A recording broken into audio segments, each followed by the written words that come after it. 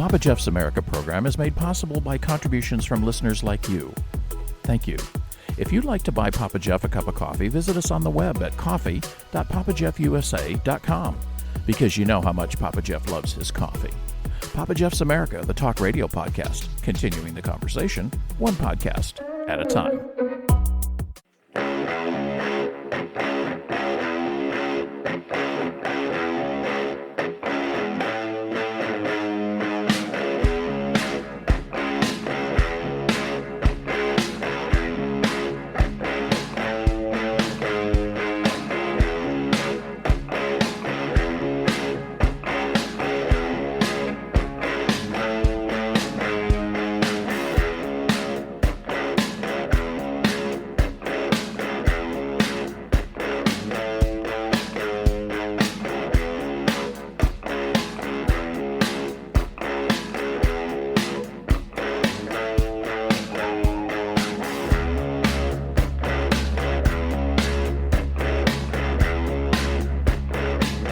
It's talk radio time from Houston, Texas, broadcasting around the country and around the world. Welcome to the Papa Geoff's America program.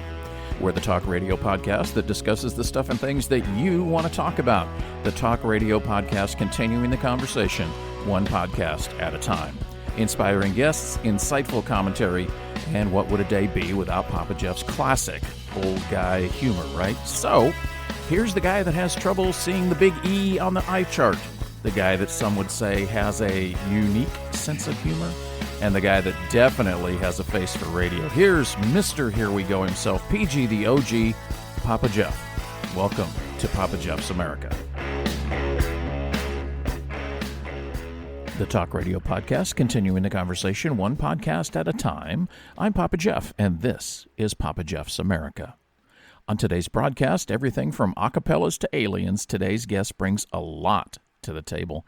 She was born in Chicago, Illinois, traveled both in the U.S. and abroad, studied, wrote multiple songs, recorded multiple albums, and in her spare time, she found time to grow into the marvelous talent that she is today.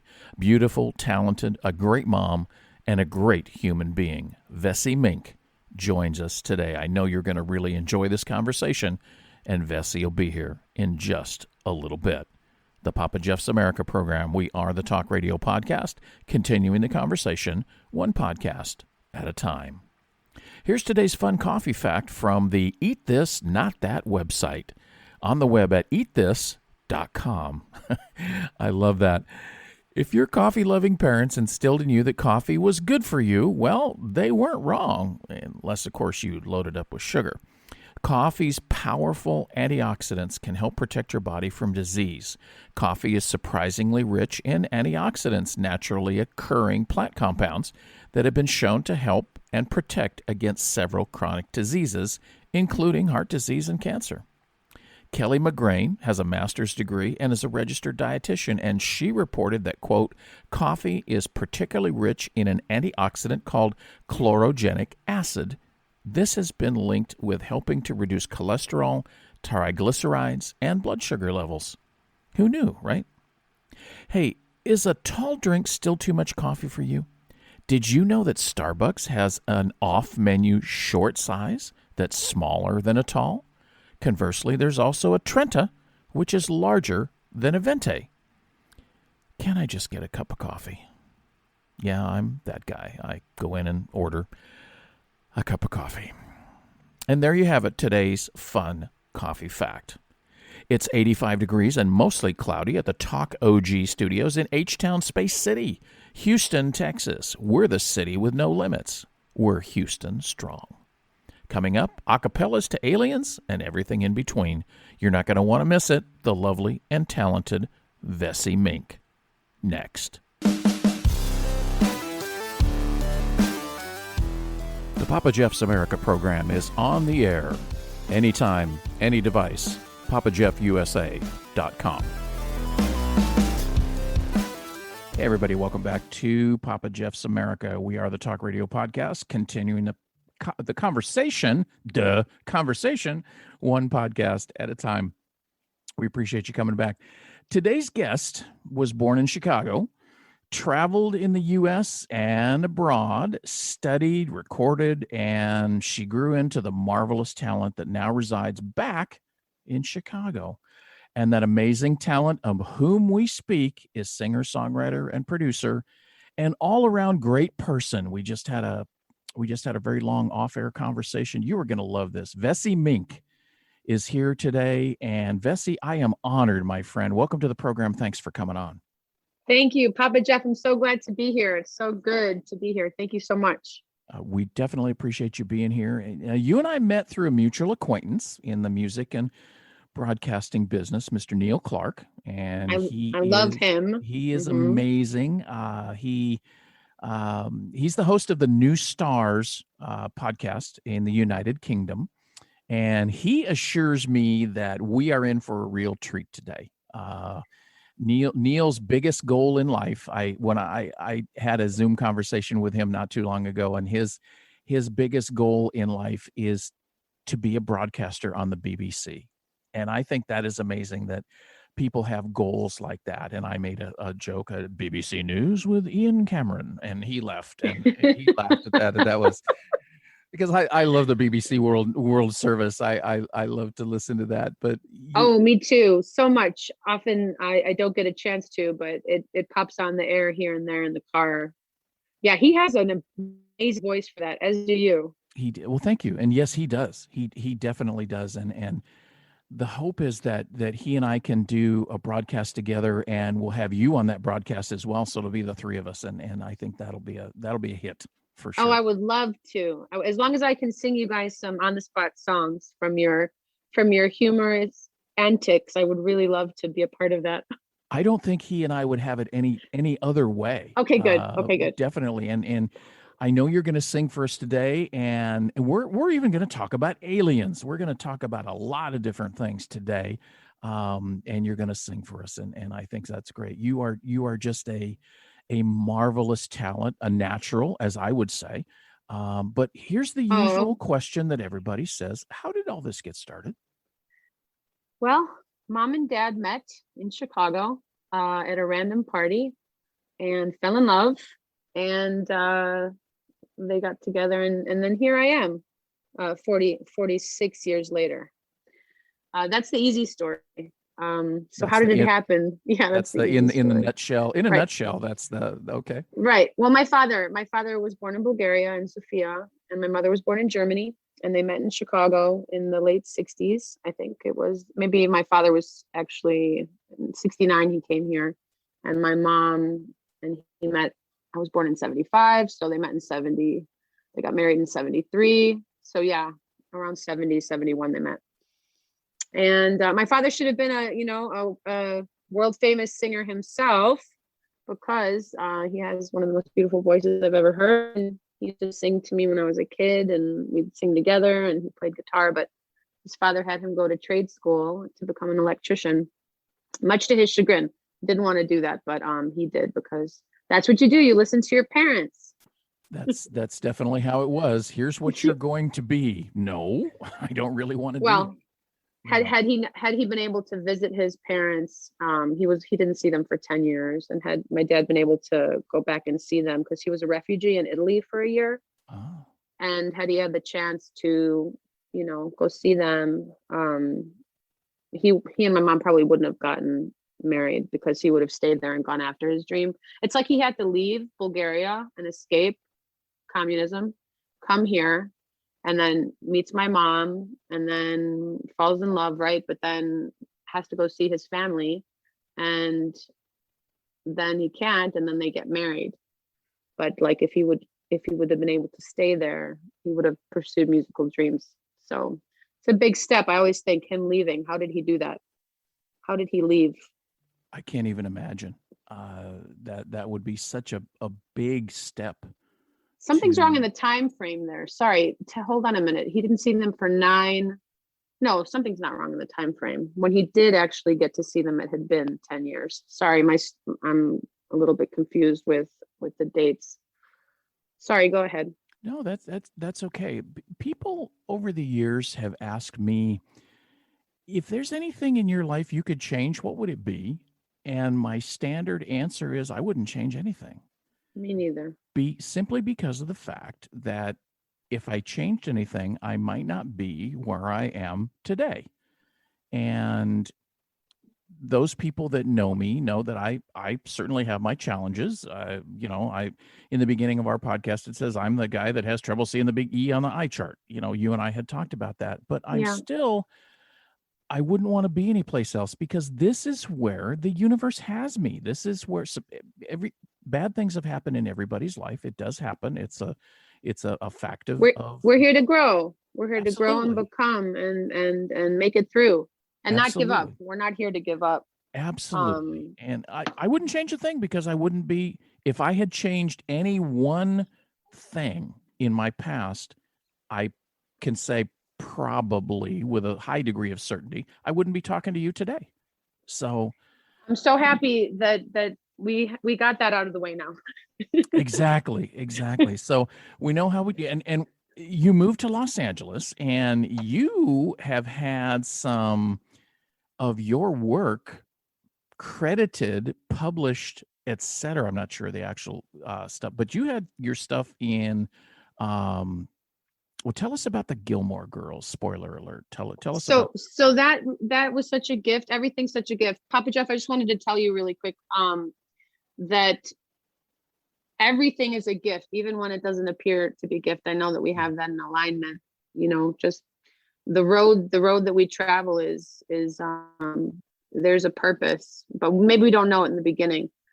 So with regards to Gilmore Girls and the song Hollywood Hang Me that Steve Silverman got on a promo for me on Fox TV, it was just a random act of kindness is how I look at it, because when I got the phone call and he asking me, hey, remember that CD you gave me when you tried out for, I did a theater show called 15 Minutes of Femme, and he was the director and producer. And so I had given my CD to him, and it was just so random to get a call saying, can we license your song? Because they had already done all the work. They had gone through all the work to get that even possible. That there's like many people that have to say that's okay, that can happen with songs and syncing, as I'm learning in this 12-week sync course that I'm taking right now. So it was just out of the blue, like, wow, yes, of course you can. And how amazing. And I was on cloud 9, and I had money because I was actually in a little bit of trouble at that time financially. It was that phone call. That's great. I've had several of those phone calls over the years, obviously not from music or broadcasting people or things like that, but those calls, they're awesome to get, and you almost pinch yourself. Is this really happening? Is this, wow, this is really cool. Now I have a, go ahead. Oh no, go ahead. I have a thing in my notes here that says in a class of his own. What was that? So when I moved to LA in 98, I used to play on the boardwalk, the Venice Beach boardwalk, with my guitar to busk and stuff. And right when I moved there, I started to do that. And that's how I met my first manager. And her name is Diane Labuda. And she rollerbladed by and stopped. And that's how we met. And she became my manager, and she hooked me up with a lot of people. And we did a demo. And she said, join ASCAP, get your performance rights organization intact, and she got that song licensed for me in a class of his own. And so that was the very first that I'd even learned or known about licensing. So it wasn't ever anything that I went after, but I did have people in my, on my team that knew what they were doing. And so that was the first foot in the door, you could say. She also introduced me to Matt Sorum, drummer from Guns N' Roses, and many other bands who we did a demo with Lenny Cordola at their house in the hills. And it turned out to be a three song demo. And yeah, so many, the story is there's so many things that happen. I'm actually remembering the interview with Neil, and I think we went around the world a few times because he let me go off on crazy tangents. So excuse me if I stop sometime. I don't want to repeat like things that I've said and go over.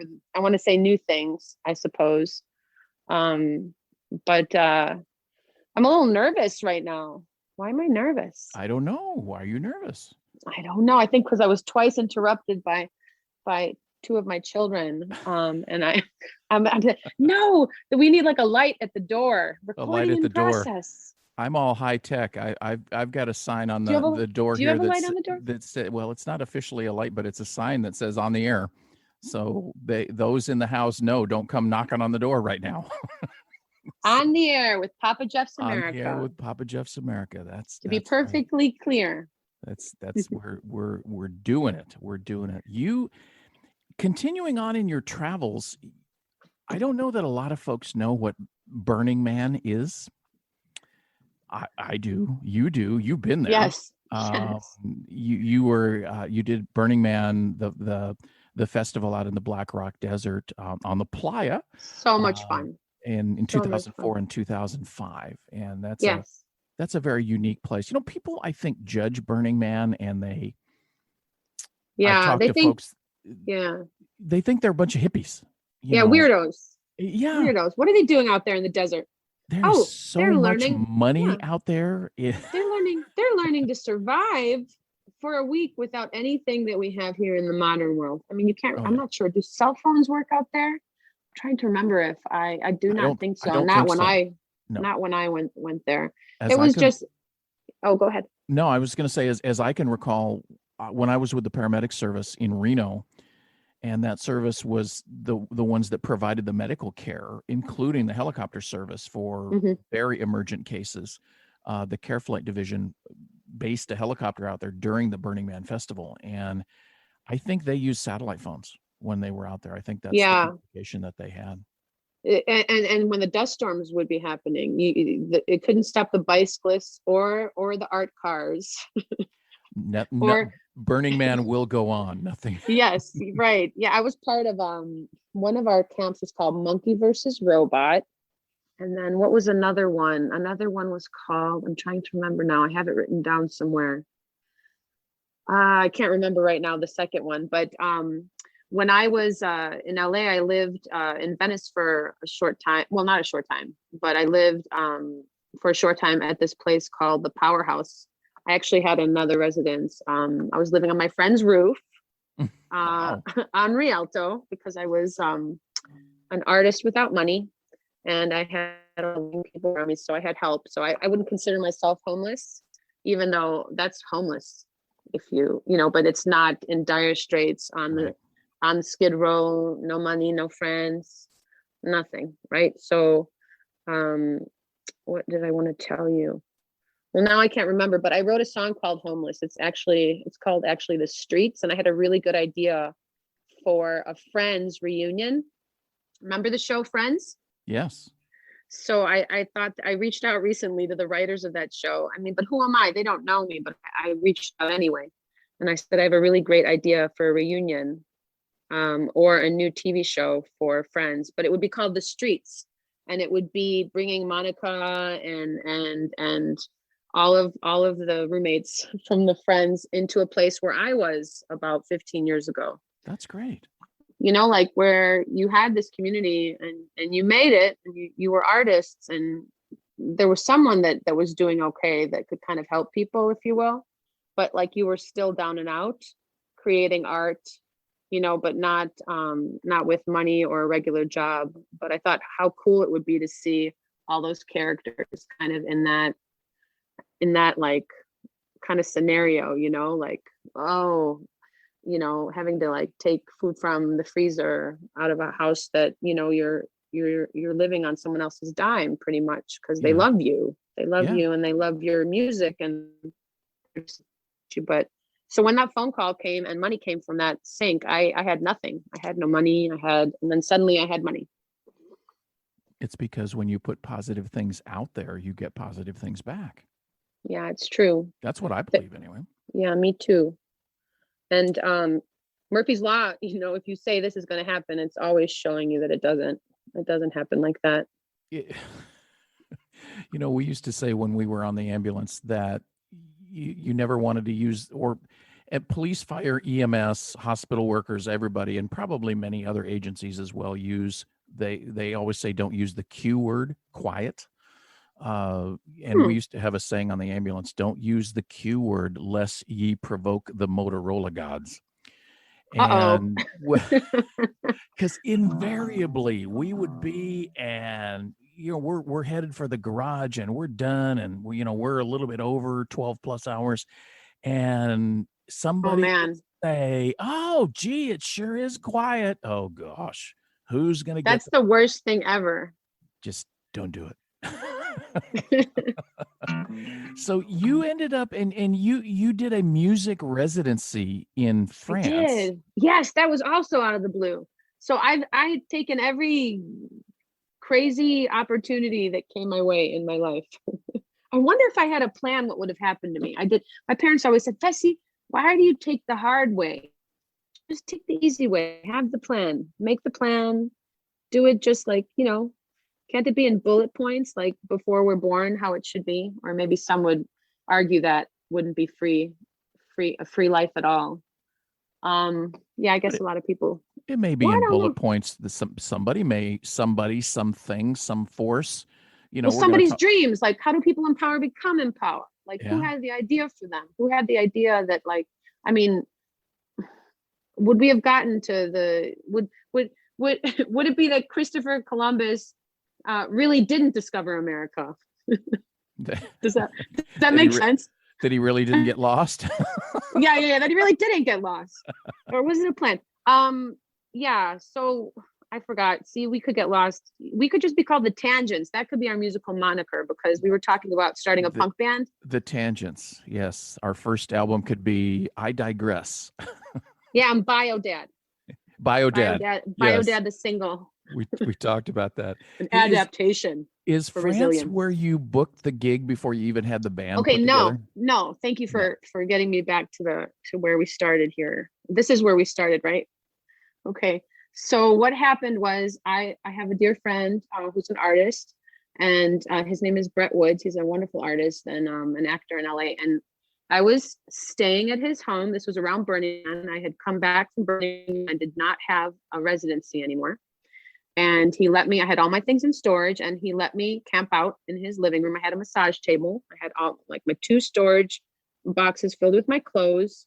It was $80 a month for my storage unit. And I slept on my massage table, which was right on the floor by the window. And I remember him having a Frenchman, like before Airbnbs were Airbnbs, if you will. Mm-hmm. Like he was renting out his attic to like a visitor from France. And when I met Guillaume, this very handsome, young 20 something, I was at least 10 years older than him, maybe not 10 years older than him at that time, but older than him, maybe 5 years, visiting his girlfriend. And I just remember him coming down from the attic. I'm like, who is that? Like, I didn't, it's like, oh, I'm renting the space upstairs to get, oh, nice to meet you, so he was visiting his girlfriend, Sophie, who was in school, and in medical school, actually. And, I got to know Guillaume, and he was looking for a band for a place where he worked called Le Caban, in a little ski town called Avoriaz. And right away I was like, I know a lot of musicians. I've always kind of been the networker, connector person. Like, this reminds me of so-and-so, and just kind of like connecting the dots, if you will, like that, trying to help people and kind of just further things for people. And I reached out to a friend of mine, but they were like, our band is busy, we can't do it. And, I was like, well, maybe I'll try. And that's how it happened. I one day I think we have that on video. Brett has that on video because he's also a filmmaker. And I did an audition for Guillaume, and he flipped out. He said, do you have a band? And I said, yes, but I didn't have a band. I didn't have a band, but I knew about Craigslist. There you go. I knew I could find a band because, I was really passionate about landing that gig. And I did find the band. I found 2 young men in their 20s, late 20s, Guidon and Robert. And Robert plays bass and Guidon plays drums. And sure enough, we flew to Zurich and drove to Avoriaz. We got picked up by Guillaume out in France, and we had our little apartment, and we played there, I think, a little bit over a month. They offered another month, but they didn't want to pay us. They just wanted to give us like room and board, which was a lot of fun to be there, rent free, wonderful, delicious French fruit every day, skiing off piste, which means off the trail with like French skiers who like have been skiing since they could walk, probably. Right. Like I think I might have almost died on that journey. But I was rolling.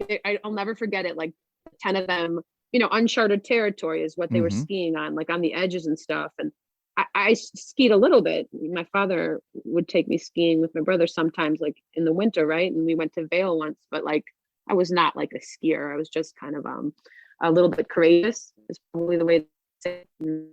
I'll never forget thinking, I'm not going to roll down this hill. I see the 10 of them down there, all the French supermodels, like all these beautiful French people just like killing it on the slopes. And sure enough, like I rolled down that hill.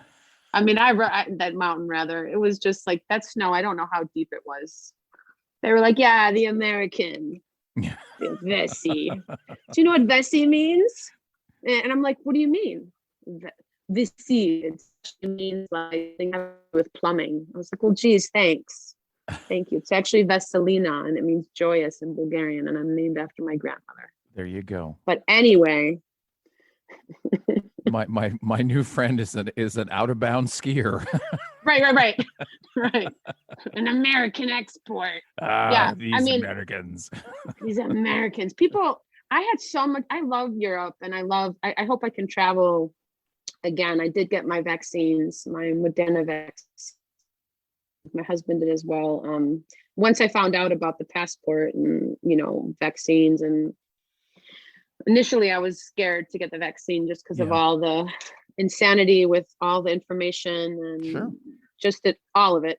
But my family talks to me, and I got them. The second one was a little bit more. It hurt a little bit more. How about you? Did you have any? Mine was the Pfizer. Everybody in our household is fully vaccinated. So my wife and my two daughters and me. The daughters obviously had to have Pfizer because of their ages, and my wife had the Moderna, and she had, after the second one, a little bit of the flu-like symptoms there too, and then recovered well. I had really nothing other than just a little bit of a sore arm, and having been a paramedic, I can explain that away by saying, well, you're putting a needle into a muscle and you're injecting liquid, and the muscle's saying, I don't like that. And right. Exactly. It really makes sense, but we are looking forward to traveling as well. Perhaps not internationally, but just glad to have things back kind of the way that we were. And it's been a while. And now that you've had both vaccines, I mean, do you get good 5G and they can track wherever you go, or do you just rely on your cell phone for that? I think, the cell phone. I'm not sure about the latter, but but 5G, like is 5G, let's talk about that, because 5G is on every corner in LA, like freaking people out, like with regards to the waves and what that might cause. What do you think about that? What do you think about the 5G, and is it dangerous? I think 5G is just 5G. I think it's just it's a different frequency. It's because I've worked with two-way radios for a long time, and the lower the frequency, the more distance it travels. And I think 5G is just it's a way of improving the service. It improves speed. I don't buy into and I'll call it a conspiracy theory that people are straight up freaked out about it. They are for years. I listened to because I'm a news junkie, and I listened to a more of an alt-right, if you will, broadcast yesterday, that the person said that not these vaccines, but the booster vaccines are going to add some proteins into your body, which are going to go into your brain. And then that the government, which is historically bad to people that believe that stuff, the deep state, if you will, that the 5G is going to activate these proteins and either kill you, or you're going to end up with dementia. And Oh boy. How I long have, were you listening to that? not about that You long. have to say I don't remember. No. About Um, about yeah, I've got the dementia now. I can't remember. just hearing it. Just hearing it causes it, apparently. It's No, just I'm making a joke. I'm no, just no. Yeah, my wife says, don't tell him anything or tell him anything you want. He won't remember it. You know, I mean, we don't remember lifetimes, but we say reincarnation is true. And if you look, I mean, a lot of family members look an awful lot alike. I yes. mean, think about that, because reincarnation, like I kind of lean Buddhist. I really love Buddhism, and I Hmm. love all spirituality, and I believe in God and high intelligence and love and good things, and what you put out there, you get back, and all that jazz. But just reincarnation, though, recently I was like, well, hold on a minute, like, because I had an idea for a movie that, like, in the movie someone dies and they come back as the person's child, right? Okay. And that would be cool to kind of just see how that would work. And but we've got it already going on in our own families. We have reincarnation. It's happening constantly. I think um I think my one of cat's reincarnated. yeah, well, what is it where the cat is really not the cat with the infinity? What movie is that where, like, it's this Oh, other thing? They did oh, such a good job with enacting what the cat really is. What is that? The Guardians of the Galaxy? Do you know what I'm talking about? I Have you I seen? I could. I'm sure I could explain it to my daughters, and they'd tell me. The cat's like this crazy alien. Like, it's not really a cat. Okay. It's this Okay. thing that, like, consumes someone who acts in opposite direction of their will, if you will. I But think my I think my cat used to be like a army general, a military general, like in World War II, some that kind of thing. She's I very like that. organized. She has to eat at certain times, or I hear about it. Yeah, Can sir, you can I hear the sound she makes? Are you she, able to do she that? she's sleeping. Does she talk with her meows? Oh yes, oh yes. Because I swear I'm having conversation. I swear. She knows how to say now, and no, no, no. She says that. Ours does this. Ours is like like hello. Like, If it's you don't so feed fun. her dinner at 1700 hours, 5 Uh-oh. p.m., she will follow you around and You have her on a sir, schedule. That's good. sir, That's I have good. not had my dinner. I am starving. Can you not see this? And you walk into the room and sir, my food is in here. Please follow me. Feed me And right now. right now, I barely have enough energy to walk in here, sir. Can't you see that? She's so dramatic, and I'm not a cat person. I never was. So who I does she take after then? Because animals well, usually take after their pet owners, no? she was. Her name is Harley, and Oh, I love I that. actually sent you her picture. You did? She's the Right cat that now? I no, I texted it to you. I think it went. I texted it back when we were conversating about that we were going to get together today and Yes. at one I have to o'clock. look. I'm not sure I Yeah. received it. Harley was I adopted her from the SPCA here in Houston, and Oh, good. she was left in an apartment where the people moved out and just left her there.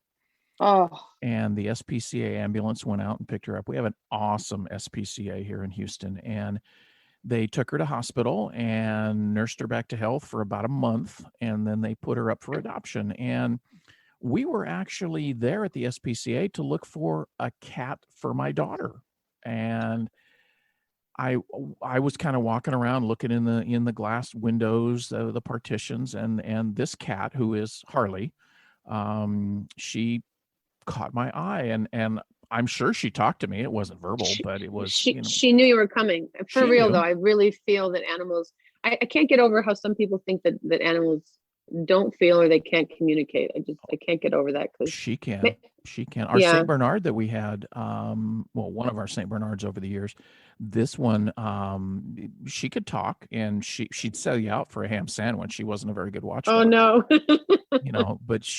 but Harley was in the glass box, if you will, and I swear she said to me, "Sir, I see you're a man of means," which I'm not. And I would like to point out today, sir, that you would not have any out-of-pocket expenses as my adoption is sponsored today. And I said, I want to see this cat. And I talked to the lady who got us a room where we could do that. And I told my wife, I want to visit with this cat. And she says, that's a cat.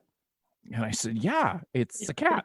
You've never had a cat before. No, I haven't. And I said, I want to visit with this cat. So we walked in the room and Harley kind of walked up to me and kind of said, okay, you'll do, let's go. And if it could just have been, get your stuff, we're leaving. It could have been that fast, but Right. she has turned out to be an amazing, we've had her for 2 years and she has turned out to be an amazing cat. She's my buddy. And she's just awesome.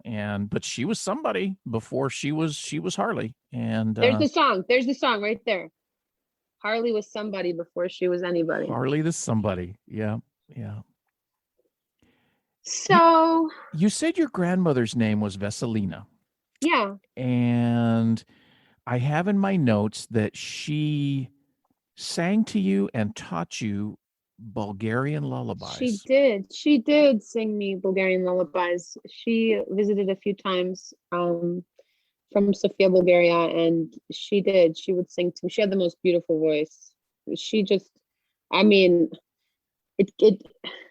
kills me that she didn't get to meet my children, her great grandchildren. But then I also feel like perhaps, I believe reincarnation is true. I know we were just joking about what is reincarnation. Yeah. But I feel like my daughter is somehow her. I don't know, something the way that just something about, she has something there, and it's like. No, I think you're right. I think they you're never absolutely leave. Right.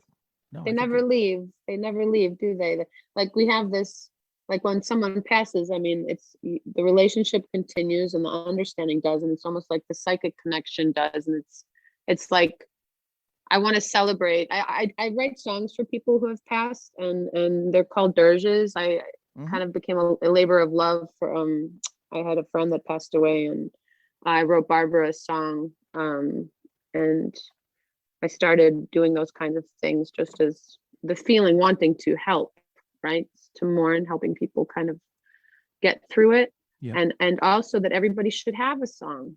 Everybody should have, and if everybody, let's say in our public school system, if children and if the little ones had an empowering song, just for them to remember who they are, right? Growing up in whichever social, bracket, if you will, whatever injustices any child might face globally, that if they had a song in their own language that empowers them, that they could listen to, how wonderful that would be for just their catharsis into adulthood and just becoming kind of like, who they're meant to be, finding out who that is. Just having kind of that like roots in the ground, like this is who I am. And I don't feel like a lot of people have that, and they get swept away. And maybe that's just growing up, but I feel like we're far enough ahead. We could create, especially with all the internet amazingness and connectivity that we have and social media, and apart from all the things that kind of consume us that maybe we don't want to have our children pay attention to, or that we get consumed into ourselves, just whatever it is online. But if we really did have like models of emotionality songs that we could parlay into like futures of our children to kind of like build their dreams, children's ideas are just so monumental. I'm constantly inspired by my kids and writing songs and ideas. They're always like, Mom, why are you writing that down? Why are you writing that? Don't turn what I just said into a song. Like, what are you doing? Like, hold on a minute, because you're brilliant and I'm documenting you. And if you don't mind, thank you very much. What did you just say?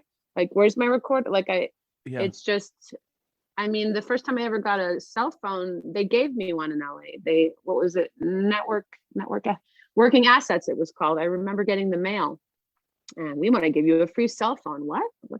What's that? Yeah, we want to send you a free flip phone. Okay, send me one. It's like glued to my face for 10 years. I'm not sure if that was so good for my face, but needless to say, when my dear friend who I was in a band with named Susie Williams, we were in an acapella trio with Maura Smiley, these two amazing singers that you have to check out and have on your show. She said, Vessy, dear, really with the phone to your face all the time? Is there anything else that you do? Because just the constant connection and wanting to like connect the dots is like the point. Like, what does this remind me of, and why shouldn't I pay attention to it and listen to the inner voice and make something happen for someone else? Like ideas, like spawning ideas, not like holding them, like giving away, gifting. I've gone off on a tangent again.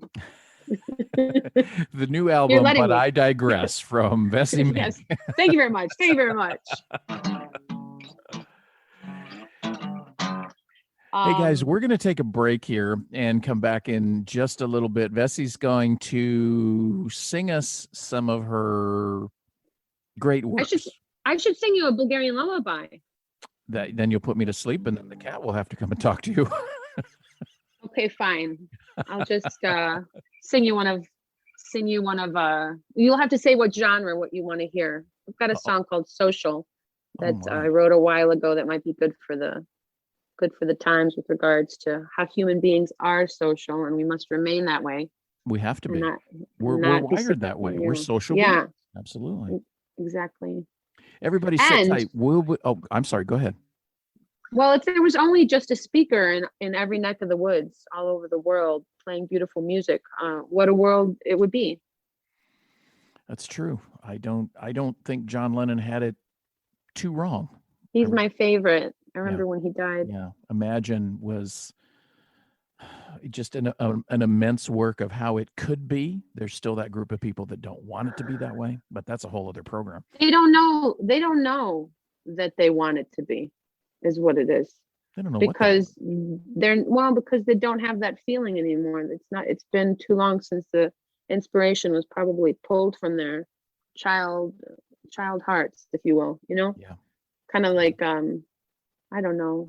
It's almost like that thing like we were just talking about at the beginning of this, when someone has a plan for you, but you haven't figured out the plan and you didn't even know that you had one or that you could. Like, you don't have a choice, but it appears that like life is so great for you up at the top there, right? Where like you have these strings that people say that like the people who are like ruling the world have, but ultimately like maybe they don't have any choice and maybe they would like to have one. It makes sense. Yeah. So we're going to bring you back here right after we take this quick break, and we're going to turn it over to you, and you can sing your heart out for sure. Guys, sit tight. We're going to go for a quick break, and then Vessy's going to sing. Vessy Mink is going to be back with us. We're going to take a quick break. This is the Papa Geoff's America program. We are the Talk Radio Podcast, continuing the conversation one podcast at a time. Sit tight. We'll be right back. The Papa Geoff's America program is made possible by contributions from listeners like you. Thank you. If you'd like to buy Papa Geoff a cup of coffee, visit us on the web at coffee.papageoffusa.com, because you know how much Papa Geoff loves his coffee. Papa Geoff's America, the Talk Radio Podcast, continuing the conversation one podcast at a time. Welcome back, everybody. Thanks for coming back. Vessy's going to sing for us. Vessy Mink is our guest, and she's in Chicago right now, and we are just so excited that she is here. She's going to share some of her amazing talent with us, and we're going to give you all the information toward the end of the broadcast of where you can check out all of her works here. It's great. So, Vessy, we'll turn it over to you. Go for it. Thank you. Thank you, Papa Geoff. Are you stuck in a dream? Well, no one can hear you. No one is listening because they are lost too. Then suddenly someone shows up from nowhere. They are the ones who will bring you back home. Are you off in the distance, searching for nothing, thinking it's something you need to have? Are you waiting for someone to recognize your love? You are the one that has to bring yourself back. Even if it takes all of your life, even if you think that it's not worth a try, even if somehow you don't know You're alive, even if you're not sure. You're divine. Are you stuck in a dream world where no one can feel you? Everyone's numb from the hatred in the world. Somebody brushes your shoulder as they walk by. You are the one that has to bring yourself back. Love is the way to bring yourself back home. Even if it takes all of your life. Even if you think that it's not worth a try. Even if somehow you don't know. You're alive, you're alive, you're alive, you're alive, you're alive, you're alive, you're divine. You're divine, you're divine, you're divine, you're alive. You're on time. Da da da da da da da da da da da da da da da da da da da da. You're alive. Holding on, let go. Oh, don't let go. Oh, don't let go. Oh, don't let go. Oh, da da da da da. Papa Geoff, can you hear me now? Da da da da da da da. Hey, yeah. A little bit of a rocky start, but next time I'll plug in. I think it was great. Thank you so much for doing that. Oh. And what is that called? Oh, my pleasure. That's called Back Home. That's being worked on right now with producer Jasper Stone. We're working on that still, but I wrote that probably 9 years ago. Yeah. Yeah, a natural talent that you are. That's amazing. Thank you very much for doing that Oh, for it was us. my pleasure. I was just starting to get comfortable singing. I was a little bit like, oh no, I have to sing. Like, because I love to sing, but like something always like this is reminding me of, I had a lot of opportunities in LA. Like I really, like, my team really tried very hard to get me like into the music door. Like, you know, I had a demo deal with Virgin Records. Chris Penn, Sean Penn's brother, you know, helped me with that. And I met Tom Wally from Universal, you know, Music, and I broke a guitar string. Like, stuff always happened. Like, so it's like when that moment comes, it's just that awkward, like, oh no. But I think I got through it. That's where that came from. That's great. I like to say that I know people that know people. You actually know people. These are big names, and so we've talked about your grandmother and a dear sweet lady, and you were then off in your travels. We went back to London, did your second album. Yes, never heard any of those songs, those 17 songs. We recorded that in Hackney at Fortress Studios. That was so much fun. I did not want to come back to the States because I was having so much fun in the UK. And my manager, Ralph Cavallero, at the time, he was like, get on a plane. You're coming up in LA. That's where it's going to happen. Get back here. I mean, I listened, you know, and what can I say? Probably a good idea. Yeah. I mean, but we did. Yeah. When in Rome, we had a lot of fun. I mean, we did 17 tracks, and apparently the vocal mic was in the drum mic. And that means like, no bueno, like we can't use it. And something about the person who was recording it wanted $5,000, which wasn't going to happen because they had already received their payment for recording, and a whole bunch of logistics. But I like to think I poured my heart out on that 17 tracks and had to let go of ever hearing it. Where are they? Do you think somebody's got that? Do you know anyone that might be able to help me? I definitely know people that know people. I don't know anybody in LA, but I know some folks in Nashville. Oh, I haven't been there yet, but I have so my friends, they're my dear friends, but they're actually my parents' neighbors, David Bunker and Kathy Bunker. Have you heard of the band Sixpence None the Richer? No. Do you remember that band? I haven't. the chorus was like, kiss me beneath the bearded barley. Oh yeah, yeah. So that's the band. And that was their hit song. And they're an amazing band. And they brought that young woman, that singer, when she was 14, back from Ireland, I believe, to the States. And they were their managers. And I met David Bunker and Kathy Bunker in West Dundee one fall. Me and my husband, Kevin, and we had the double stroller walking the kids, and walking the babies actually. And David was sweeping there, and we met David, and he's got a lot of love for Nashville. And what is it that Visible Music College is one of his works that he's a big part of. And then Kathy Bunker she was a missionary, but she started an amazing NFP called Music for the World. And they built a well in this village in Kenya and put a young woman named Sophie through university, who then opened up an orphanage. And that's cool. So just a cool, beautiful thing with how did we get there? Oh yeah, Nashville.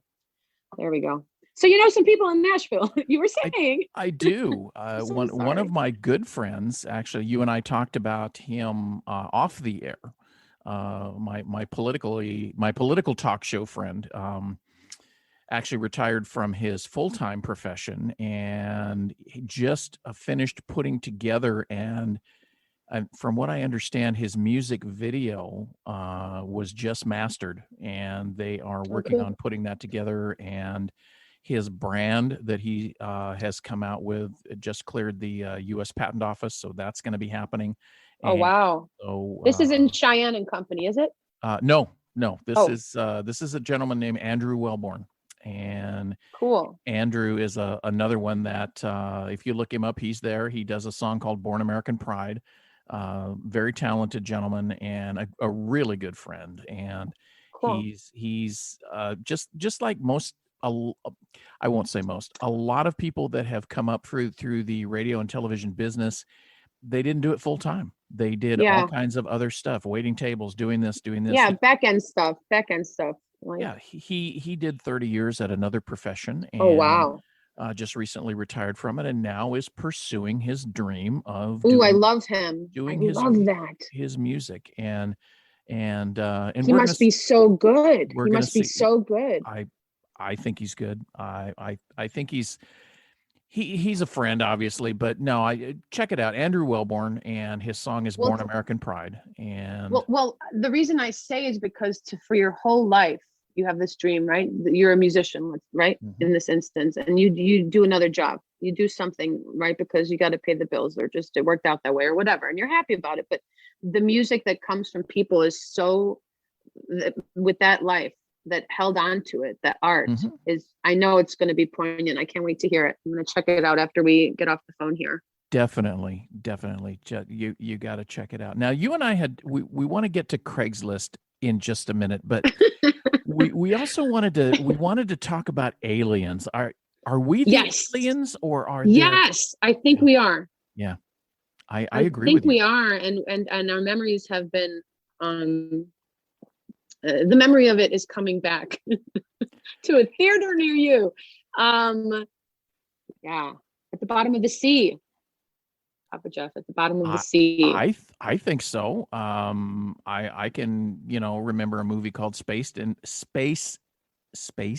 perhaps, Invaders, that was 1976, and they came from a planet, and the World Council of Planets or whatever, which, the conspiracy theory people would say it's deep state, or, the New World Order, or all this other stuff, but they had a base at the bottom of the ocean, and everybody could come there, and you have to have some sort of cover up. If people, I mean, of course, you have to have something that's going to be pointing the finger elsewhere. We're not the smartest beings in the universe. I mean, certainly not. I personally, I believe there's other stuff out there. Why would I be so coy, so stuck up, if you will, to say we are the most intelligent beings in the universe? No, I think I think that there isn't anything that's more ridiculous than that statement. I'm with you. I look at an ant, and I think as it carries as it carries the crumb, you know, out the door. The intelligence is so high that there's absolutely no way that anyone should ever kill a bug ever again. You know who came to my door the other day? They do this every year. They come to say, hey, so the Joneses and the Marks down the street and about 38 other people, you know, we're going to be here for the bugs. I'm like, no, we don't do that. We don't do that. But thank you. But, you know, are we the strange people in this neighborhood? They're like, no, there's this other house down the street. They've got those 3 dinosaurs on their lawn. They're pretty weird too. I was like, okay, well, but the point is like, and when I say, hey, when you use all that, you know, all that toxic stuff that kills all the bugs, you know, a lot of other wildlife dies. It's like, no, don't worry. We use something that only kills the bugs and something safe for everything else. I'm like, well, hold on a minute. No, I don't want to do that. I don't want to exterminate any little beings. I don't know where they are. Maybe I don't know where they came from, how long they've been here, and let them live, right? But I mean, sure, if there's a mosquito like sucking my blood, I will smack it because I can't help it. I don't want that to happen. But what do you think about that? Well, that's a natural response. Absolutely. I'm not. We're obviously have come into mosquito season here in Houston. And it's horrible. Mosquitoes season is horrible. They're it is, and my wife is allergic to them. Oh no! And I didn't even know that was a thing. I should have, but yeah, she's allergic to the venom, if you will, that's poked in there to deaden it so that they can get the blood out. You know, and I mean, she gets these big giant welts and things, and oh no, it looks terrible. And people look at her like she's skin popping heroin or something. An alien. You know? Yes. Yeah, that's it. See, my wife is an alien. There you go. There's the next movie. You have to contact. She'll love hearing Steve that. Martin and Rick Moranis. Well, I guess I'm gonna be out of Houston. I guess I'm gonna be divorced and have to move to Chicago now. No, Monica, we love you. Come on, let me write her a song. Monica didn't mean it. But we digress. NFTs. NFTs. Do you think aliens are considering investing in them? Investing in them? Do aliens have NFTs? What do you know what a non-fungible token is?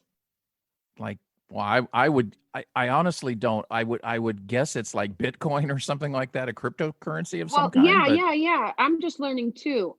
So I'm in this music collective called Arinova Rhythm Collective, and we're like a kind of a new genre called soul flow, and we've been at it for like 3 years, innovating kind of like before COVID times, if you will, where people are like sending their music and back and forth and recording and producing from their workstations, from their digital audio workstations, like across the country and also across the globe, right? People are like file sharing and producing songs and getting them out there through apps like and platforms like DistroKid. Disco is another one that's like a library for music supervisors that I'm part of now through this 12-week course I'm taking with 6-figure songwriting. But my point is that NFTs are like this non-fungible token that anyone that wants to sign a contract having to do with their art form, whatever their art form is across genres, they want to own their own NFT. That is their organic, one-of-a-kind, unique number attached to their artwork, non-corruptible for the most part. I mean, there are probably ways in which supercomputers and billions of dollars could like break a code, I suppose, but NFTs have a very unique number blockchain attached to them. And I think up until 7 months ago, they were called crypto art. You know, people were selling crypto art, but through our Innova Rhythm Collective, we're about to have like a little parlay Zoom to kind of learn more about NFTs so that we can create them with like a record. Let's say we have a record called Welcome to the Soul Flow, and it's got 5 songs. It's like a 5-song EP. And if we make 5,000 copies of it, and it has its own like lithograph, if you will, and, you know, anyone that might be interested in like, you know, that loves our music and interested in owning that could further sell it. Who was it? The Wu-Tang Clan just sold their record to, I think Martin Shkreli bought the NFT for that pharmacist guy that charged way too much money for life-saving drugs, but he bought it for like 30 million, their record, and then he can now do whatever he wants with that and sell it to whichever record company, and the band got their 30 million, or like the Kings of Leon and what they're doing with NFTs. Interesting. We were already file sharing our music, but we're not well known, so we're not, our NFTs. What are the oils that I make with Young Living Oils worth in a gift box, if you will? We have some ideas about how we might get like fan, if we have a fan and they want to have like a lyric written out, or that I wrote out like 10 years ago, like a song, anything, like a gift box. We're having these ideas about what we might be able to do with that, with regards to NFTs. But I was hoping to learn more about NFTs from you. I wish. It's one of the few things that, that sounds pompous. I was going to say that's one of the few things I don't know, but no. That makes a good punk song too. One of the few things I don't know. Yeah. Here, can we write it right now? Sure. Let's do it. One of the few things I don't know is about NFTs. I want to know how. Can I bring you to the party? Will you show me how? How do you own your work? The whole point is to own your work so that you can't be taken advantage of. That's the point. And you can kind of make, That's unique. You need to keep us in the loop on that. And can I invite you to Yes. we're going to have on the 24th of June, we're going to have like a NFT education party, if you will, an online Zoom thing, just with a small amount of people. We have like a low-key NFT advisor that's going to come and school us, and we're going to just talk about art and kind of like the next phase, because we're all about them. Do you know anything about Dogecoin and Bitcoin and all those coins? A little bit about Bitcoin, but not the other one. Yeah. Dogecoin apparently is going to be on the first coin on the moon, says Elon Musk. Like next year. I just wonder why. Global currency. Interesting. What is it good for? Global currency could just be your positive energy, correct? Like I would think. If we're intelligent beings and there's really aliens living at the bottom of the sea, then ultimately the universe is always listening. So do good, be good. Or else. I completely agree. I know my phone is always listening, so why wouldn't the universe always be listening, right? Yes, the universe is always listening. I love that as an idea for a book or a movie, just because people are like, well, hold on a minute, it's not caught on camera. I didn't do anything wrong. Or I could go say 10 Hail Marys and I haven't done a sin. Or whatever it is, right? But it's like, hold on a minute.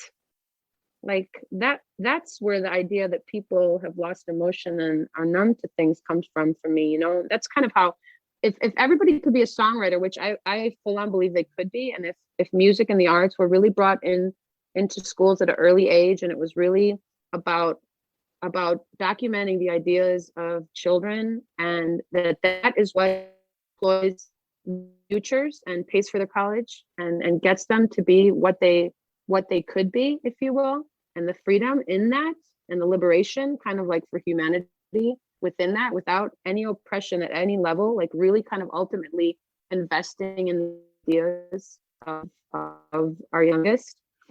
I just am super excited about those kinds of things. Of course, I didn't think about that at all.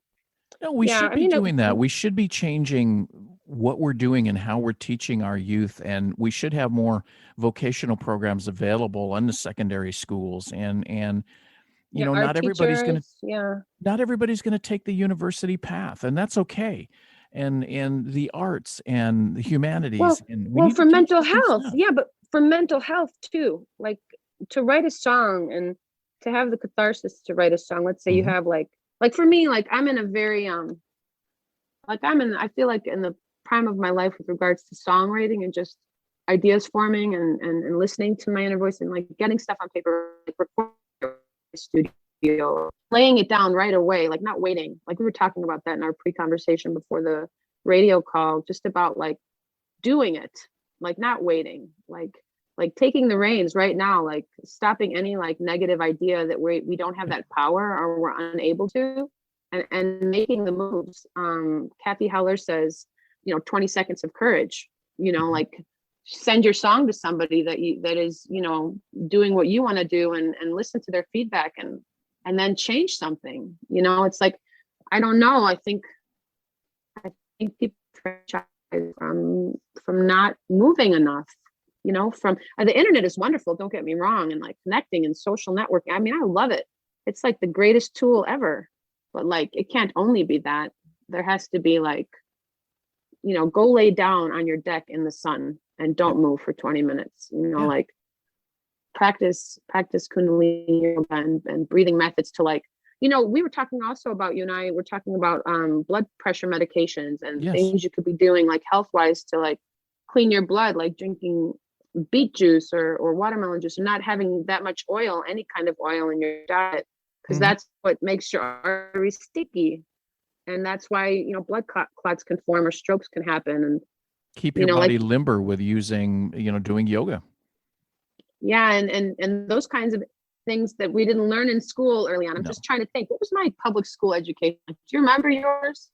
Like, what was the main thing? Like, I remember school lunches and the neon lunch plate that had the 6 division cups there for all the little food, like, and the school plays and lunchtime. And gym. That's what I do remember that. I remember of course, I grew up in the 60s, so the 1960s, so not the 1860s. Whippersnappers. I can remember the school lunches and the hamburgers were always really good, and the spaghetti was always good, and of course I grew up during it's not the anymore. Cold War, I can tell you it's not anymore. No, the school lunches are not.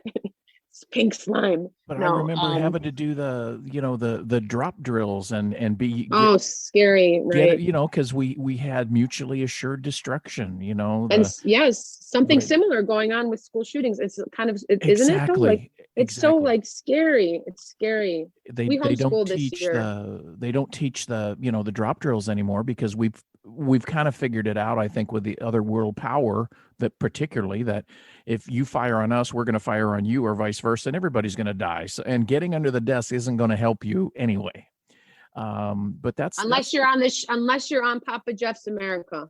If you're on Papa Geoff's America, you're pretty much safe. Yes, right on. I knew it. I'm a legend in my own mind, for sure. You're awesome. You do sound like a legend to me. So thank you. He's a legend to me. There's a lyric. See, I had a gentleman tell me once in a review, in a Instagram comment. I had a conversation with him. He's in China, and he's a voiceover artist, and he does a podcast as well. And it's called Xander and Stone, Xander with an X, and they do paranormal things. Xander and Stone. Xander. His last name is Zhuike. He's in China, and his partner, Jenna Stone, is in Arizona. So they do this long distance podcast, and they are amazing. So wow, you should check that out as well. Xander sounds very cool. I'm writing it down. That sounds really, really cool. Xander told me that my voice is so smooth that it could flow uphill. You're so I saved funny. that comment and put it on my website. You do. You do have a very smooth voice. But how many voices do you have? Can you change your voice? Oh, I can. Let's hear. You little old lady. Change my voice. Well, we have ways of making you talk. You will not enjoy it, but we will get the information from you, yeah? Oh, bist du ein Deutschlander? Ah, no. That's all I know how to say. Sprechen Sie Deutsch? Nein. Ich von Deutschland, but I'm also German, Russian, Swedish, and French, and Bulgarian mainly because I'm an American. I was born here, but my father is 100% Bulgarian. I really want to sing you a Bulgarian lullaby. Do it. In Bulgaria, where I have a lot of family, and there's a beautiful Black Sea that you must go to with Monica on a vacation. It's called Neseber. It's gorgeous. You can rent a beautiful apartment on the Black Sea. This is a song that they play every night in Bulgaria. Tunes. Okay, it's called Asam Sancho. It's about Father Time. Awesome. Sam Sancho Ivam Gorisa David Kaje Lekanos Techica Chetano Vecheman Bremes the sun the sun Chetano Vecheman Bremes the sun Bremes the sun. You are life force, breathing, living love force. You are goodness, moving through our big world. I love you and I love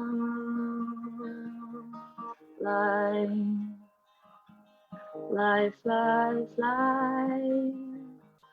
Life, life, life, life, life, life, bing, yeah. Are you still there? I love it. Yes, I am still here. I did not fall asleep. You are not speaking to Harley the cat. Okay, good. That is great. You are so amazing, and I know our folks are going to want to. You're amazing. I love to sing. Thank you for the platform to sing. Can I sing you another one? Sure. Absolutely. You could say no. You could say no. Okay, hold on a minute. No is a negative statement. No. Is it? Shouldn't sometimes people say no? Some people only ever say yes. Sometimes you have to, but we're here discussing you and we're discussing your music, so we definitely let's write a children's book called It's Okay to Say No. It's okay to say no. I'm still on my call with my radio station, Papa Geoff's America. Give me maybe 10 minutes. Everybody says, "Where's mom? Where's mom?" Close the door and that invites them to knock on it. Okay. This is called Social. This is about, well, you'll hear. Okay. Human beings are social. We're just no good on our own. Human beings are social. Not meant to be left alone. Oh, hold me tonight. Hold me close to your heart. I'll song you tonight, and in the morning we'll start. If you wanna wake up and shine, that'd be fine with me, that'd be just fine. All you got is this moment anyway. Guarantee that you'll be here on that day. All living things, we are social. We're just no good on our own. Human beings are social, and to be left alone for too long anyhow. It's just a matter of time before we all leave here, our green earth divine. If you want to wake up and shine, that'd be fine with me, that'd be just fine. If you want to wake up and shine, that'd be fine with me, that'd be just fine. All you got is this moment anyway. Guarantee that you'll be here on another day. So give yourself of love and give it every day. Grateful for the love that you breathe and pray.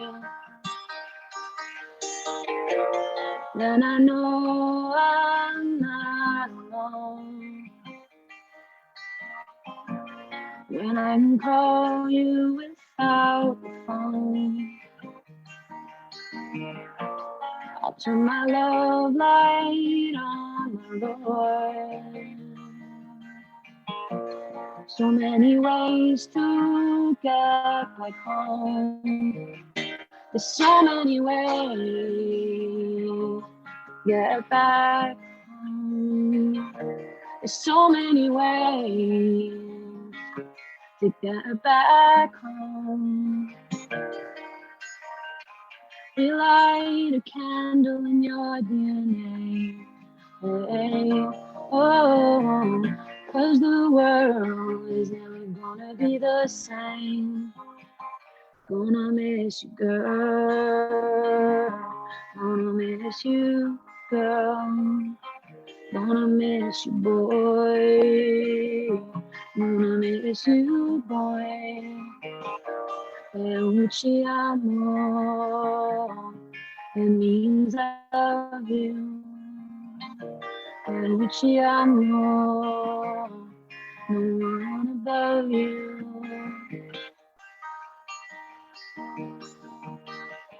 Human beings are social, but just no good. Oh, no.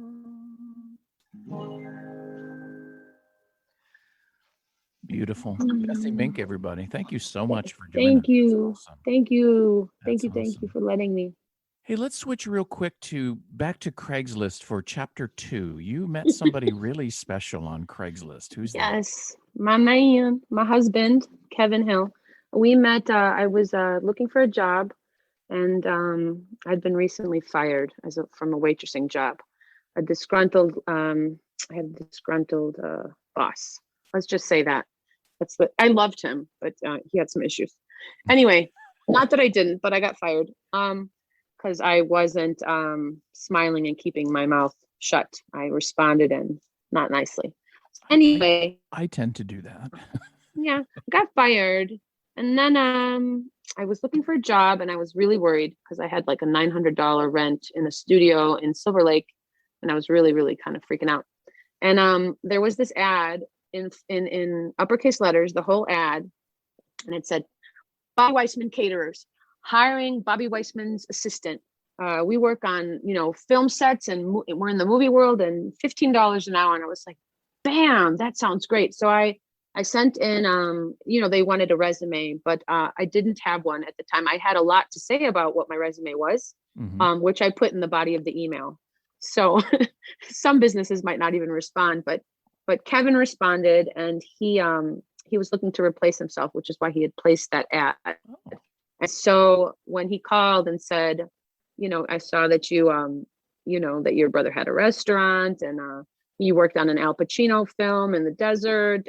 You were a waitress quite a bit and a bartender, and can you come in for an interview? I went in for an interview the next day, and I looked at Bobby and in Burbank. Their offices were in Burbank. Bobby and Kevin in the office, and mind you, now Jeff, I was coming from the mind frame of a waitress working, the dinner shift, right. And to be 9 to 5 or 8 to 2 or whatever, 8 to 3, hadn't done that kind of job in a while. Let's just say, because I did have a couple of receptionist jobs that changed my life, but.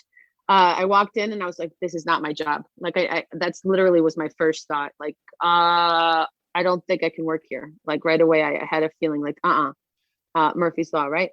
So we had our interview. They were very nice and very sweet. And, it's just like, I was like, I cannot have an office job.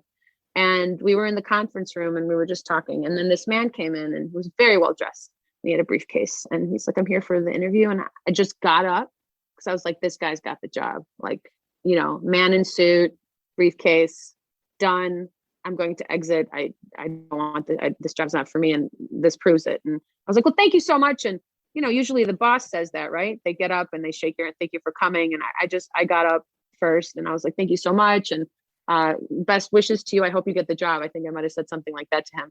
So a couple hours later, I get a call and it's Bobby or Kevin, and they're saying, can you come in tomorrow for a second interview? And I was like, are you serious? And I was really happy, Yeah. that I was getting that opportunity. And so I went in and they hired me, and Kevin trained me for 2 days, and he showed me the ropes, with having to shop for catering company and ordering online, and just it was a lot of things that he trained me in 2 days. And he had a white Toyota that he actually had parked in front of the office for the 2 weeks that he was out of town, because which was my first 2 weeks of work, because his sister was graduating from university. And that's the car that we took our first 2 children home in, from the hospital. Wow. It's just funny because I didn't know, and who could ever. And I just remember, because he had made like a chicken dinner, a chicken lunch, grilled chicken, and then he washed the dishes, and he was such a gentleman. And I just remember I was like stacking some shelves, and he had shown me how to do like something with the stock room. And I remember thinking, like, I don't want to work here if he's not going to work here. Like, I was like, I like working with him. I like his energy. I like, it wasn't like like, oh my gosh, I'm in love with you, or like a lust thing, or it wasn't like that at all, which a lot of the time in my life it has been like, oh my goodness, there's like some physical past or something, just you feel like someone from another time. It wasn't like that. He called me the day that like we said goodbye, that was my second day being trained. He's like, I gave the wrong key to the office. And I'm like, what? And at the time I was in an RV on my friend's property in Silver Lake. I had answered an ad on Craigslist. They were looking for someone to rent this space, and I needed a space because to downsize from my $900 Insanity studio that I couldn't afford anymore. And I had just moved into this space, and they had a beautiful garden. It doesn't sound like, it wasn't I always had like a lovely little home, even if it was in a tent on my friend's roof for a year, or, this RV. Or I lived with 13 people at one time in Venice, in this art house with all these artists. That was interesting.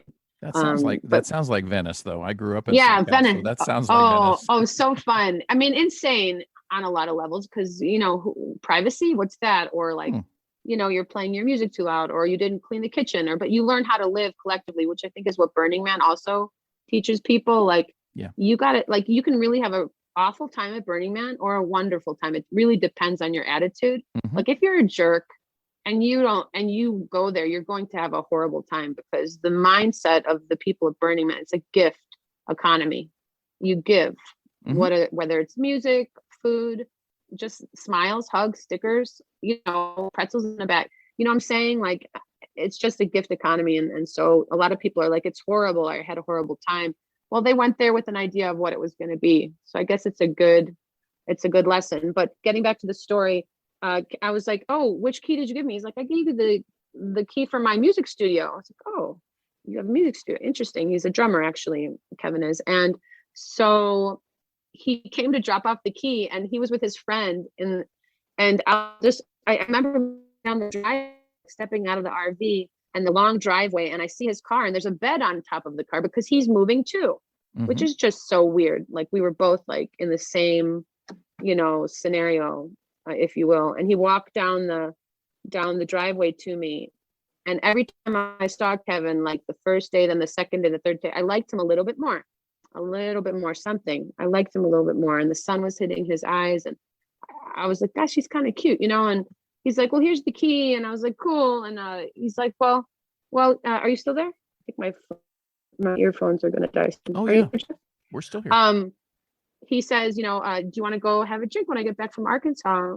And I was like, was just coming out of a bad relationship. And my first thought was like, I don't want to go out for, like, no. But then I was like, then Monica from Friends popped into my head. True story. I swear to you. This is the truth. And I was like thinking, Friends, I like this guy. This is a good guy. He's got manners. He's sweet. He's loving. He washed the dishes. He made the food. I like him. I don't have a male friend like that. That's not like a relationship. You know what I'm saying? Where it's like that. And I was like, yeah.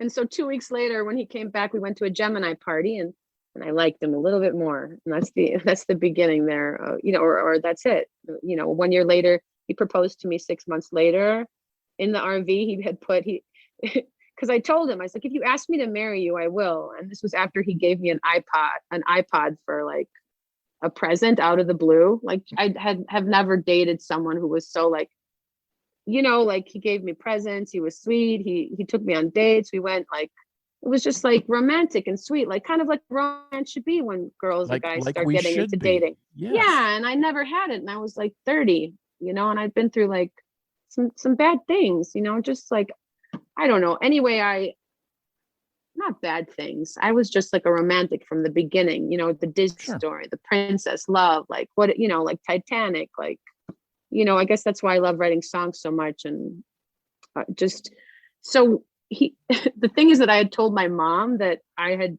told Kevin that I would say yes if he asked me to marry him. And she said, Vessy, you're going too fast. And then that day I got back from Bobby Weissman Caterers, and Kevin was in the RV because he actually ended up moving in because his roommate did not want me to be there as often as I was, and started to give us a schedule. So I was like, Kevin, just move in with me. So we lived in that little RV for 6 months together before moving to Chicago. And when I came, we had our little studio in there, our music studio. He plays keyboards and drums. He actually became an electrician like my father, but we have a really badass studio down here in Lake in the Hills, Illinois. What I was going to tell you was that are you there? I'm here. Go ahead. The reason I'm saying that is because these headphones keep making like they're going to go out. Sure. I walked into the RV and I said, hey, remember, like the first thing I said was, I think we're rushing the marriage thing. I really like you, but maybe we're going too fast. And he's like, well, what does Mr. Snowy have to say about that? And I looked at my little stuffed animal that my mom had sent me when I had my Avoria's residency. And I looked at it, and on the carrot nose was a diamond ring. Wow. For real. And I was like, what? Like, oh, really? Well, are you going to ask me? And he did. And he asked me, what does Snowy have to say about that? It's just so strange. Yeah. That's awesome. And the rest is history, right? Yes. We have 4 children together. 4 wonderful children, bright, beautiful human beings who are teaching. They're our parents. Don't you find that about your kids? I really do. I really do. Yeah.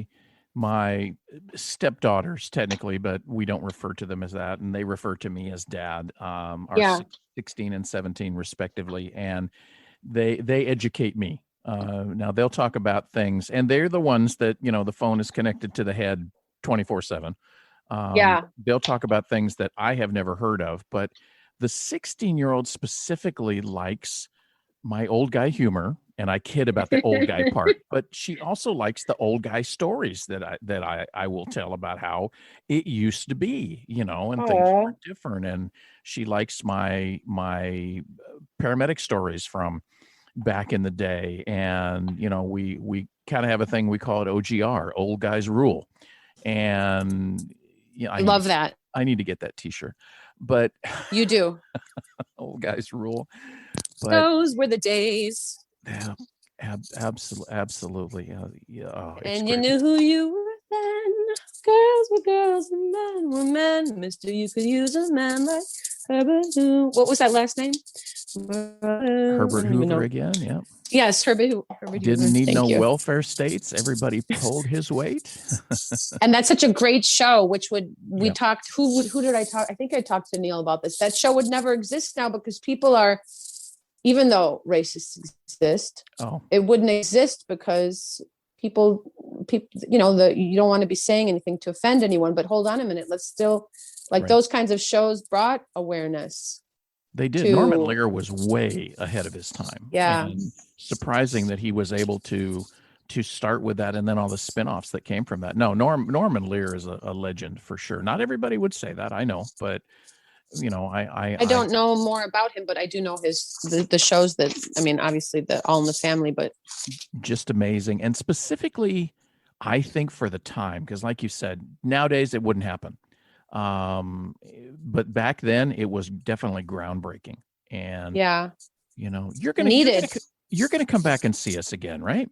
Oh, I would love to. I've had so You, much fun. I was a little nervous here and there, so forgive uh, me for no you know. problem. Don't be nervous. I like to tell people that this, I don't call them interviews. I call them conversations because that's really what it is. And some people will say, well, how long is it? And I'll usually say 20 minutes, 30 minutes, or sometimes conversations get a life of their own and they just move on. And Have you I, had like hours and hours?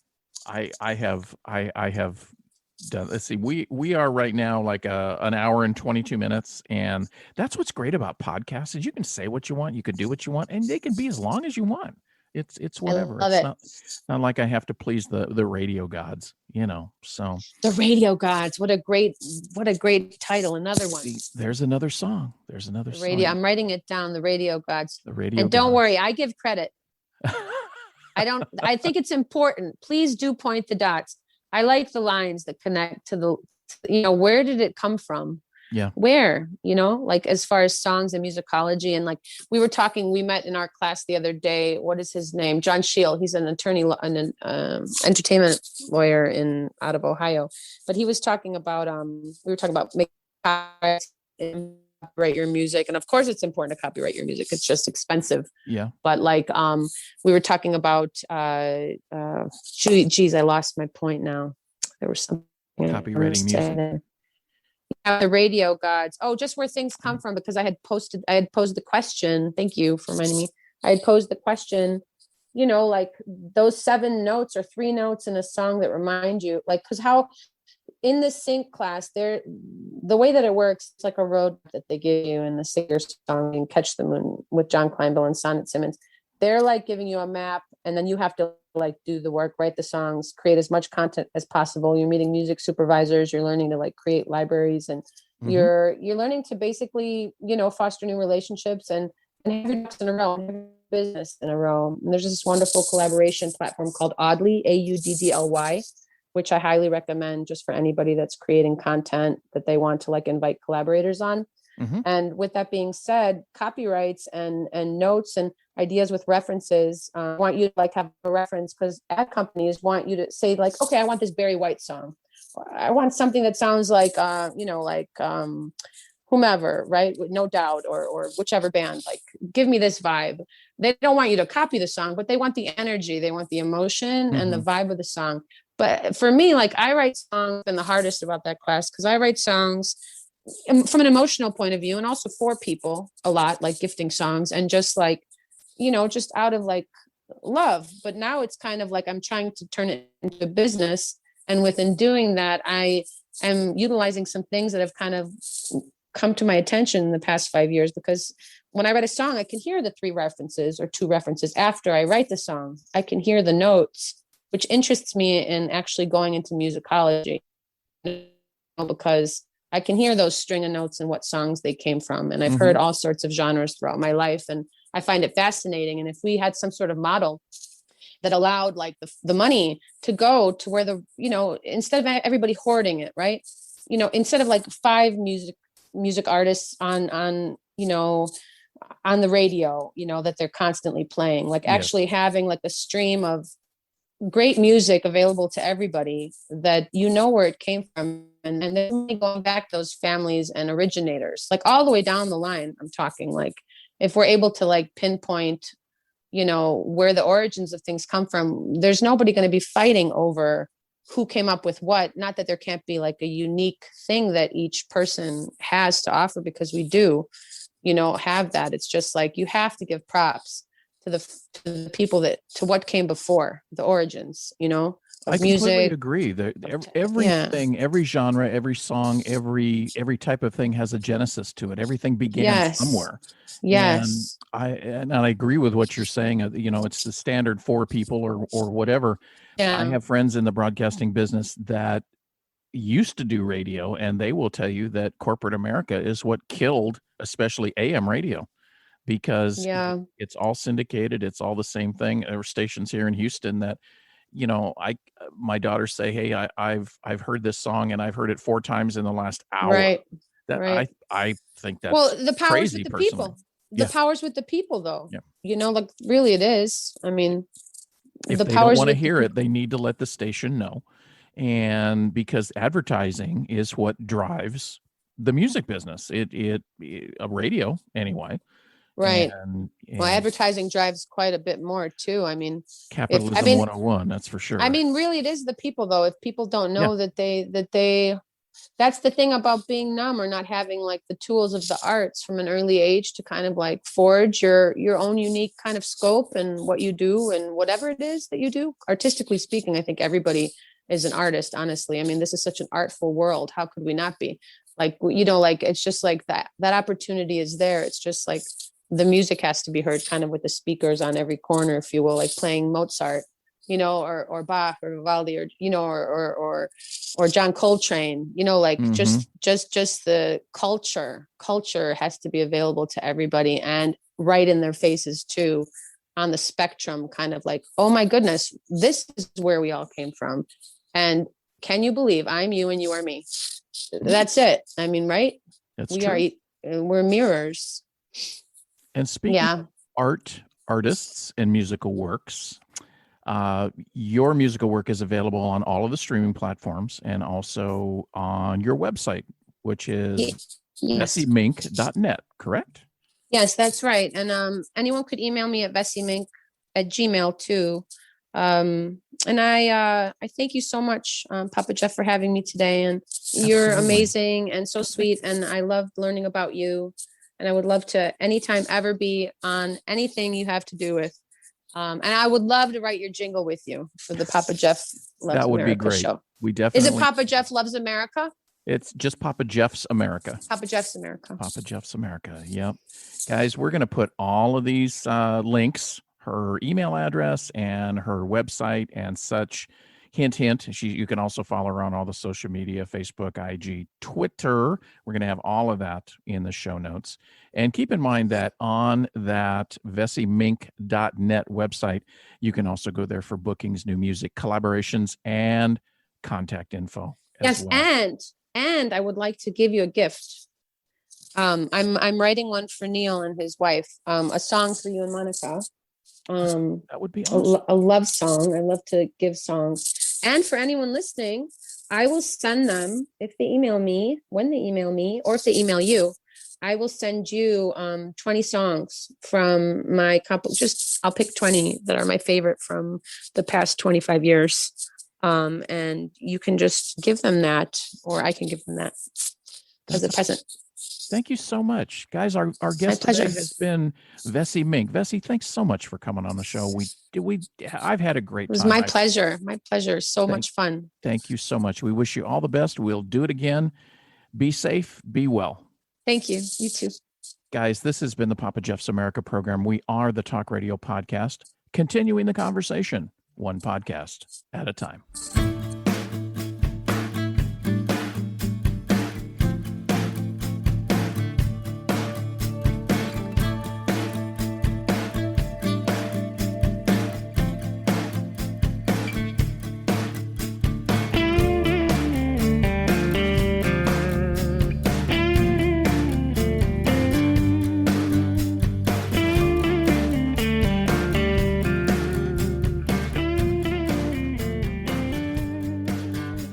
For joining us today for the Papa Geoff's America program.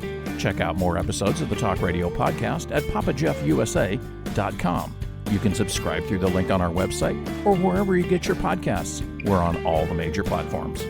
papageoffusa.com is your home for everything Papa Geoff, anytime, any device. And while you're there, you can check out more episodes of the broadcast, get in contact with us, and easily link to all of our social media. Your thoughts, comments, suggestions, and feedback are what really make this program happen. So send us an email at our website, papageoffusa.com. Please help us get the word out and share our broadcast with all of your social media followers, because sharing is caring. And speaking of caring, if you'd like to help us coffee up here at the Talk Radio Podcast, give a click to the Buy Me a Coffee link on our website. You know how much Papa Geoff loves his coffee. Let's all remember to follow the CDC's as well as your state and local COVID guidelines. Get the vaccine when it's your turn. And let's all do the right thing and take care of each other. Remember, disagree doesn't mean dislike. We're all in this together. Thanks again for joining us today, and next time bring a friend with you. We're looking forward to seeing you next time on the Talk Radio Podcast, continuing the conversation, one podcast at a time.